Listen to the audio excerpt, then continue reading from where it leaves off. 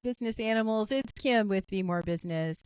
And today I am here with a fantastic interview for you with Sherrie Ortiz of Just One Day Travel Tours. So, Sherrie and I met through various networking properties, right? I think we first met at Central Exchange, didn't we? Yeah, so we hang out in the same networking circles in Kansas City, and I've gotten to know Sherrie and her passion for her customers and her business, and that's why I invited her to be on the show today. Sherrie, would you introduce yourself a little bit and talk about what Just One Day Travel Tours is and kind of what you're up to these days? My name is Sherrie Ortiz, and I am actually a Kansas City tour guide. So I do tours in and outside of Kansas City for assorted groups. My biggest one is curating tours for specialty groups, whether it's conventions, conferences, family get togethers, holiday light events, anything where there's a group and they just don't want to do the work of it all. They like to be able to just get on the bus and go do whatever that activity is. One of them was a gal that wanted to do her 35th birthday and she wanted to go see the Parade of Hearts and have coffee stops along the way. So I set up the map, the logistics, and everything they needed to do to go see the Parade of Hearts. We hopped on and off the bus to see about 15 different hearts and then had coffee at various stops as well. So that's kind of the fun one. That's the birthday idea, and then conferences and tours for people out of town. Love to show off Kansas City. Absolutely. And people think Kansas City is this flyover area, right? We're kind of designated as a flyover city. And I really hate that because I think that Kansas City has some of the coolest things. And as a native Kansas City, and even though I live an hour south of Kansas City, I claim myself as a native Kansas Cityan. I think it has such an amazing, deep, and rich history. I mean, I don't think people know that we have one of the premier uh, art museums in the entire country. Modern art museum, that was what Three. my brain was Right. struggling with, was the modern art museum at the Nelson and the Kemper. Or Mhm. it's just amazing. It's like world renowned. I mean, we're like Right. Paris level with that kind Oh of yeah, stuff, and people don't totally. even realize it, right? Same with the National Toy and Miniature Museum. It's world renowned. Yeah, and we have the only World War I memorial in the entire country, I believe, Yes. correct? Yes. Yeah. So Kansas City has a lot to offer, and at the end of the day, it's so fun, I'm sure, to share that with people. So what led you to want to do that? I know you want to share Kansas City, but it's probably a little beyond that. What really prompted you to start Just One Day Travel Tours? I think that a lot of it was my mother always used to take the senior bus tours, and I thought that just sounded like a really cool job. But at the time, our kids were too small for me to be gallivanting around like that, so we kind of put it on the back burner. I worked from home with my first career in wedding cakes and birthday cakes and stuff like that. It was great while they were in school. And then flash forward to like finally getting them both out of college and whatnot. And it was kind of I've been in that industry for 30 years. It's time for a change. So I drug out the previous idea of the travel and tourism and really started doing a deep dive in it. And there's not a whole lot of Kansas City tour guides. It's very, very popular in other parts of the world, but here there's not quite so many of us. So decided to go for it and just keep plugging away at it. I love it. I love it. So, one of the reasons I specifically wanted to invite you on this show has to do with the way that you approach customer service. And I personally have had some insight into the fact that you really go above and beyond for your customers, not just in the services that you provide. I want to make that clear, but you really think through every single thing that they're going to experience on the tour, and you really choose very wisely how they're going to experience that. What are some of the things that are, what is at least one thing that is super important to you when it comes to looking at how you give customer service to your customers? just being there when they have those questions. That initial contact to get them at ease with what the process is so they understand everything, and then having that consistent contact with them throughout the process until the big event day. Absolutely. And I know you also work with people who aren't always so used to planning things like this. Like Right. I happen to have some insight in the fact that you do work with corporations and teams and like do things with even customer appreciation tours, which I think is such an amazing concept Hmm. of being it's such a different and unique way to show appreciation for your customers as a business. Right. And I'm sure people are a little bit lost about how to actually pull that off. So, in that initial conversation that you have with people, how do you set that up generally? And like, what are some of the things that you do to help people feel that at ease? I keep a list of questions on hand, so I have an onboarding sheet when somebody calls me, so I can get all the general information up front, so I don't have to go back with oh wait, what about this? And oh wait, what about that? And I try not to pester them so much in a way of questions and try to collect all of the information necessary, figure out where their pain points are, figure out what their comfort level is, and then kind of their goals. Some people are totally hands off and they're like, we want to go do this, this, and this. You set it up. I'll see you on the day of. And then other people are like, nope, I want to know your route. I want to know what we're seeing. I want to know when we're getting off the bus and where's the next bathroom break. So it just kind of Yeah. depends on what the client needs and where they are in their process. Absolutely. You know, you've been with me during some temperament experimentations, like understanding temperament. And that has a lot to do with temperament, right? Some people really need to know step by step exactly what's going to happen. And other people are like, I really don't want to know. I don't want to be Right. burdened by those details. That's what I hired you for. So I love how your process is modifiable to be able to meet both of those customers' needs. And I'm going to back you up a second because I do want to talk a little bit about, this shows a lot about entrepreneurship. And I want to talk a little bit about that first business because my sneaking suspicion is you learned a lot of this good customer service skills that you have based on what you did in the industry as a baker. So, what was that business like? And what was your big lesson from having that business? I think a lot of it, because prior to that business, I had 20 years in the retail experience. So I was very customer service driven already. And then when I opened my own business, one of the biggest things I heard from clients when they would call up that, because a bride's going to hunt around for 5 different cake people and see which one they like. But 9 out of 10 times they would end up going with the first cake baker that would actually call them back. Oh, So my, yeah. being punctual and actually being, following through on making those phone calls, that was like the biggest thing that got me the most orders is being available and making sure I followed up with them on a regular basis. Well, that makes a lot of sense. And I do see a lot of that in the classes I teach when I'm talking to people about like just how to do customer service well through an inquiry. And as a matter of fact, on our other podcast, Cowgirls with Cameras, we had an entire episode about how to handle inquiries that come into your photography business because that in all honesty, and I know it's kind of a similar industry to the cake industry, particularly if you're in the wedding world, but it is true that people don't, it's who calls you back and who responds to you, and sometimes that's the best way to get the job because you're the only person that will respond back. And I do think, particularly in situations where like weddings are involved, it's such a big thing for the brides. I mean, this is a day that hopefully is once in a lifetime. Some get to experience it more than once, but the big wedding generally one time, right? It's a once in a lifetime occasion and you do want somebody who pays attention to you. But even if we back up from that and go with just any kind of experience a customer has, I think responsiveness from the business is such a key aspect of being able to get that sale.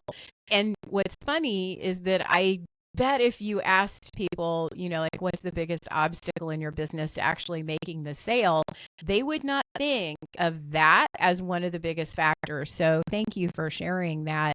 And I do imagine that it is incredibly true along the way.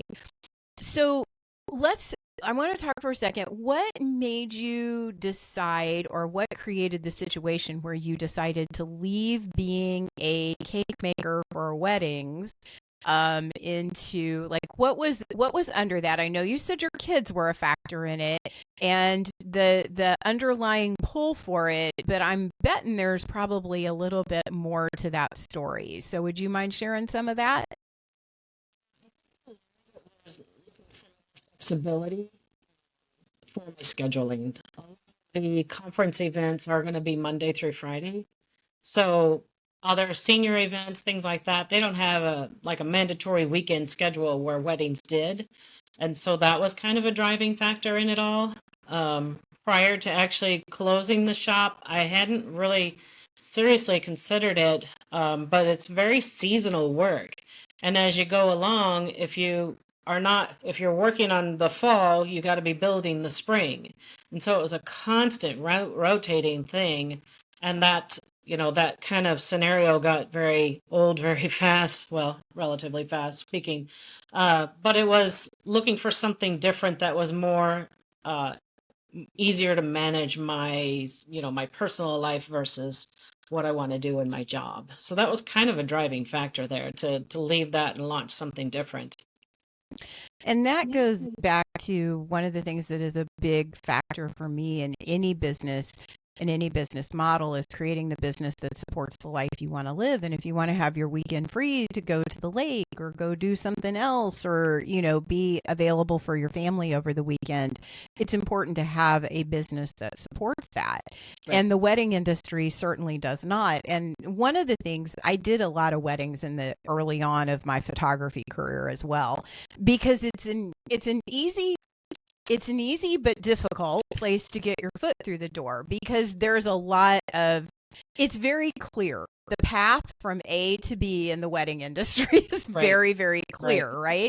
You have a lot of channels that are open to you, so it seems like it's going to be a super easy thing to do. But one of the factors that I think really bothered me about that specific industry, which means it didn't really fit well with me, is that you sometimes had booking dates like 2 years out or 3 years out. People plan weddings for an eternally long time. And when you have those long-term relationships, it's really hard to maintain those from a service perspective to keep everybody happy. So I guess it's the kind of Murphy's Law average of, if you give it a really long time, bad things can happen. Whereas if it's relatively short, you sort of you shore up the ability for people to have a good experience in a very, you don't give it long enough time to have any kind of an issue, so it happens quick. And so I would say the travel tour industry, does that fit that paradigm for you? Or was that even something you would think about? In the wedding world, for me, I didn't have a ton of continuous contact once everything was squared away. We'd have Yeah. one or two meetings to set up the things, do the taste sampling. So you have about 5 points of contact. But then on delivery day, I would never see the couple, hardly ever. So I'd get a follow-up note afterwards and they'd say how great that was and all of that. But then there wasn't a whole lot of repeating customers in a lot of ways. They didn't come Yeah. back necessarily for birthdays or other events. It was just the wedding that was their ultimate goal. Where with this now, with conferences, I'm looking at more people that are like, hey, set me up for next year. This was great. I want to do it again. So I got a lot of more repeat customers and people willing to come back in and try other tours or other things. So I'm really looking forward to building those extended relationships that are, companies from all over the US that want to come back and do different things. So another thing I know about your business is how much you like to personalize your experiences to the specific people that are in the business with, or that are hiring you. So how does that factor play into the way that you like to run your business, and what are some things that you think around the personalization factor? I don't think I have always done logistics in a lot of ways, and I didn't realize it was such a skill.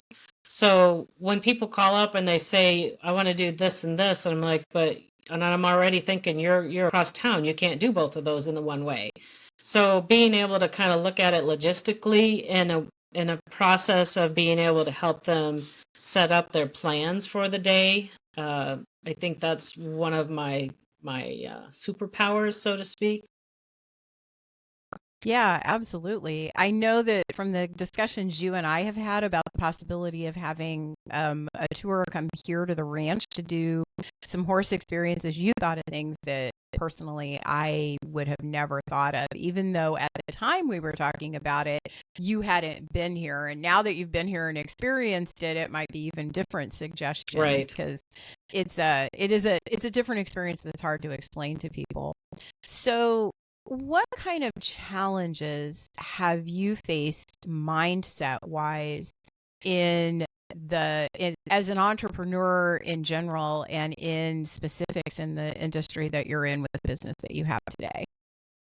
I think mindset initially, when I made the switch, it was almost like a crisis of self, what I thought I was. And I felt like I was like totally leaving the bakery industry in a way that I have felt like I had to reinvent myself. But really, when I started to think about it, all those customer service skills are all totally transferable to what I'm doing now. And they've all built the foundation for the things that I do and how I interact with the customers. Um, I lost track of the other half of your question. Say it again. So, what are the challenges that you faced? Like what are some unique things mindset wise that you've had to work towards overcoming? I know all entrepreneurs, it's a personal growth experience. And no matter what business you have, it will press those buttons on you. And I can see from the smile on your face that that's a definite hit in something that has happened to you. So what are some things that you have experienced with that? I, for me, a biggest one is holding myself back. And that kind of ties in with fear of success and getting over it and just like going for it, trying to change that mindset of, yes, I am worthy of this. I am capable of this. I always knew I was capable of it, but I kind of get stuck in that rut of moving moving forward and going for the ask and trying to reach out to more specific people that I know will be good clients. Yeah, that's always a hard one. And I know you're not alone in that. There are people No. listening to this podcast that have certainly experienced that feeling of not being worthy or not deserving. And I have to say, even as people see me as very confident and being able to walk out in the world and get what I want business wise and being successful, which I own now. It took me a really long time to say, hey, I'm a successful businesswoman, but there's still mornings I walk out on my front porch and go, what the hell am I doing? Right? Like, Yeah, who yeah. gave me the keys to this kingdom and how on earth did they think that I was capable of this? So, and the reality is at the end of the day, it was me who opened that door and I am certainly capable. I made the key. So, and I think Right. you are working towards that same realization, but I think it's a human thing to question the validity of anything we do, right? Right. And I think I share the same thing with that. Everybody sees me as very confident and collected. And while I am confident, I'm not always all together or I'm not as successful as it might appear. So I've really learned to turn up the vulnerability when people say, how's it going? I'm like, well, actually, it's kind of a struggle. And Yeah. I found that it has opened more doors for me because people are like intentionally saying, okay, wait a minute, let me think about this and let me figure out what I can do to help you out. So I've pretty much Absolutely. stopped saying, at any networking meeting and they say, how are you doing? I'm like, well, still a little struggle.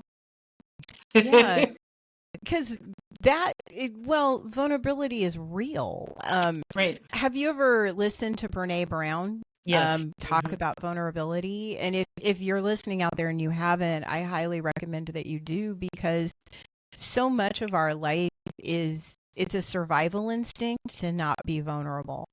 And especially for women and especially in areas where we have not been invited. And that extends far beyond women too, by the way. There's a multitude of populations out in the world that are going places where they never traditionally have been accepted or invited. And it can feel really, really awkward. And business and starting businesses and being in the business community definitely sometimes feels like you're a fish out of water and that you don't belong. At the end of the day, though, we all belong here. And part of that is being able to be vulnerable enough to say, hey, this is awkward, but I'm going to do it anyway. Right. And I think that's another reason, like you and I hang out in networking circles. Both of us have a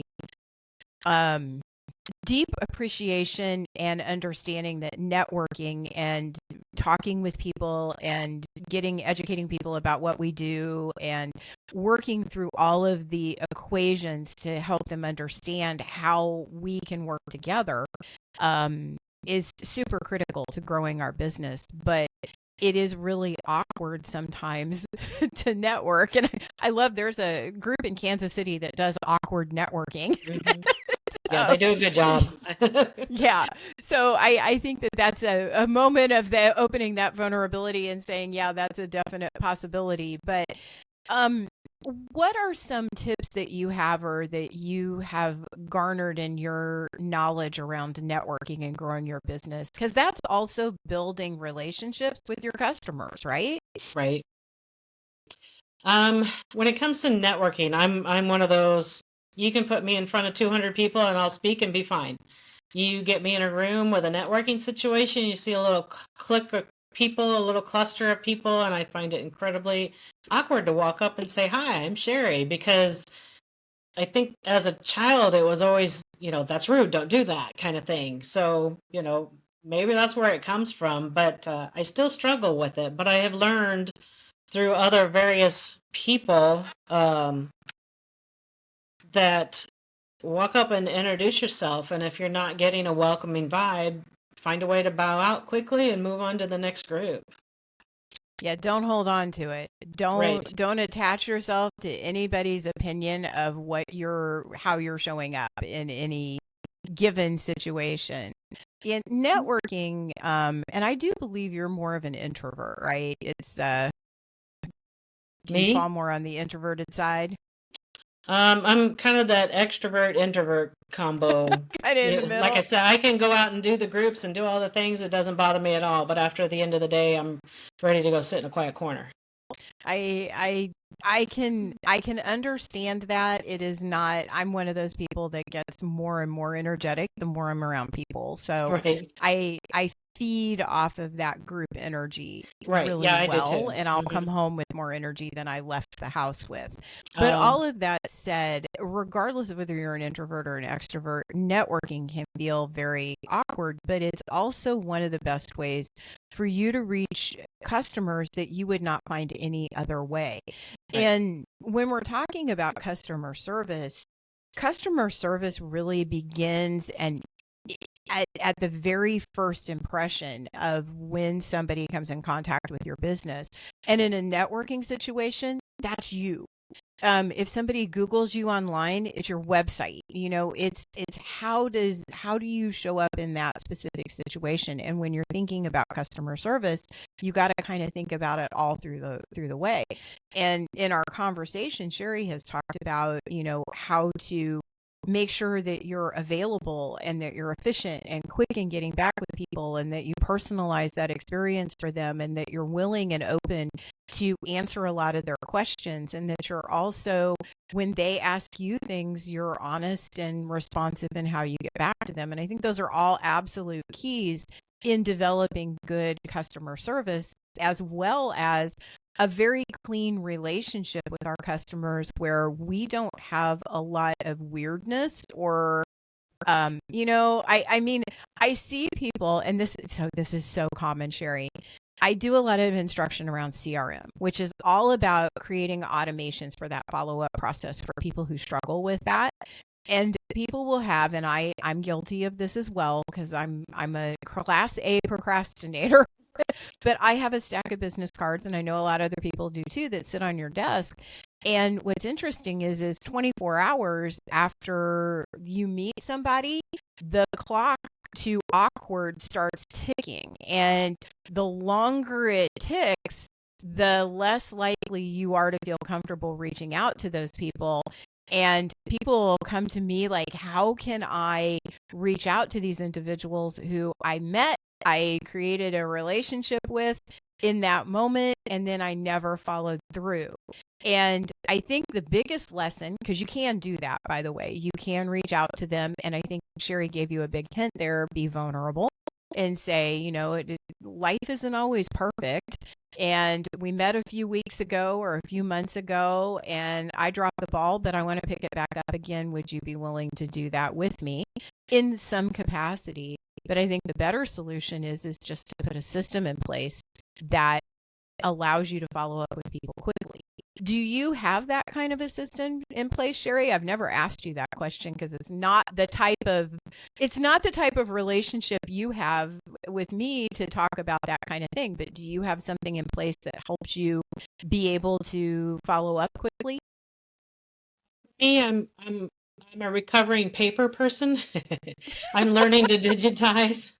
I do have a 3-ring binder that I keep all my client contacts in, and they kind of process through a calendar. But I use my Google Calendar for notes, check in with so and so, send the invoice for this one, or do that kind of thing. Eventually, it'll be automated, but I'm not quite so busy that I can't control it in that fashion. So I'm trying to get over my post-it note need and actually put information where it belongs so it's easy to contact. But I have that, I'm an 80s child. Everything was on a piece of paper. And it's hard to let go of that paper, but I know I need to. So I am working on automations and using my Trello and my calendar. Absolutely. And someday a CRM would probably work really well for Yes, you. probably. They're a lot though. And then I think that's another thing. People come into CRMs thinking there's some kind of magic wand that will make that process so much easier. But the reality is that first you have to have a process to begin with, to Right. automate it and to digitize it. And if you don't have that process, it's that much harder. So even though you have a process on paper and that feels very analog right now, it'll make you so much easier when you move over into digital. And I Right. loved your comment about the sticky notes. If you noticed when we got on this to record it, and we do these in video as well as in audio. So if you're listening to it on Apple Podcasts, know that there is a video on my YouTube channel. But if you will notice, I zoomed in with my webcam because this entire wall over here is just covered in sticky notes. So I have my wall of sticky notes, and I try to block it out from these recordings because I'm like, nobody needs to see like all of my sticky notes. But Right. I am like you. I come from a place where we like to write things down. And as much as I love tech and technology, I still will fall back to paper. And I think that there's something to that. If you've met people in the industry around memory and accountability and being able to absorb stuff, I think it is scientifically proven that we absorb things and remember things better if we physically taken a pen to paper and written them down. It's easier to forget them when they're in the digital world. So that's awesome. So 2 questions I love to ask everybody on this podcast. And we've kind of dove into this already a little bit, but how does Just One Day Travel Tours support the life that you want to live? That really comes down to the schedule. It's scheduled for me has always been my life, and trying to make it work so that I have the time to go do the things I want to go do. We have a new grandbaby, so being able to not have to worry about being, tied up with work quite so much, and being able to have that flexibility that I can go do those events, and not have to worry about the schedule, or maybe I'll do a walking tour early in the morning and still have the whole day left to do what I need to do. So it's really about that life work balance in so many ways of being able to pick and choose what I need. Freedom.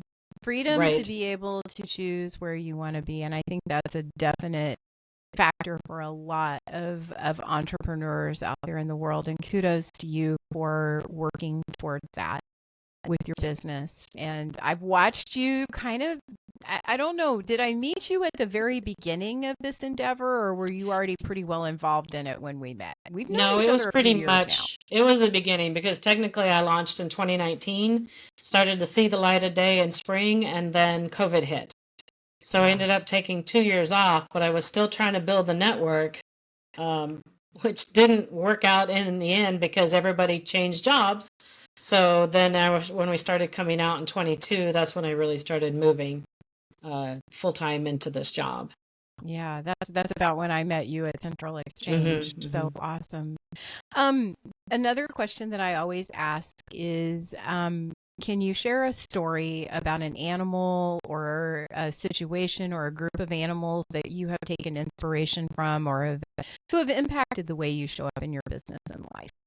Well, I'm going to give you two because I did make a big connection with your horses when I came out and did the gestalt stuff. I've always enjoyed horses, but I've never had a whole lot of opportunity, and I learned a lot by doing that. And then my garden that I'm finally learning how to keep from killing it, and feeding all my birds in the backyard and whatnot. My little mascot, so to speak, is the hummingbird. And everybody sees it as this frail little bird and it's so tiny and beautiful and whatnot. But those darn things are feisty and they That are. they If you've are. ever really sit and watched them, they will dive bomb the other birds. They hide behind the posts and they wait and lurk to scare them away. And that's not to say that that's like my personality, but it's just the idea that that bird is so darn feisty for as tiny as it is. It'll go by and wing check the bird next to it. It's like protecting its food or its babies or whatever it is that they do. But I love watching my hummingbirds and I love taking care of them. So, yeah, I've definitely adopted them as my spirit animal. Hummingbirds are amazing. My mother deeply loved them and would had a hummingbird feeders up all summer long. Oh, yeah. I am not here enough to manage to maintain them the way that she did, but and I do miss the hummingbirds and I do see them when we go out on our travels. And I always respect the photographers that can capture them because they are an exceptionally difficult photographic subject because they move so quickly. So Right? I love that they're your spirit animal. That's amazing. So Sherrie, if somebody is interested in talking with you about either hiring you or coming on one of your tours, how do they find you? The website is the easiest way. It's just one day travel tours, all spelled out, including the word just one day travel tours. Tours is plural. And then signing up for the email list. That's a big one because then you keep up with everything that's going on. Because it is kind of a post-COVID world and I'm finding it weird to like get random people on a bus. I don't do a whole lot of public tours. I actually do more private tours and scheduled events for people and their clients, their families, or conferences and things like that. So there's not a whole lot of bus tours online, but a lot of the walking tours are there too. So I have about 6 or 10 different walking tours that I can put together for people. But there again, I also personalize those. So people will call up and say, hey, I want to do this, but I don't necessarily want to spend 2 hours looking at murals. And we could rearrange the pattern to it all and do some different combinations. Absolutely. And so if you want to experience Kansas City or surrounding areas, because you go up into St. Joe, which is I north of can. Kansas City a bit, and Hmm. also is rich in history It as well as is. Kansas City. And there's a lot of other suburbs and outlying areas around Kansas City that have rich American history, rich local history, and a lot to offer anyone if you're interested in doing any of those things with your family, with your company, with a group of people, or you're here on a tour, or sorry, at a conference or some Right. other thing, make sure you remember justonedaytraveltours.com and get in touch with Sherrie for those things.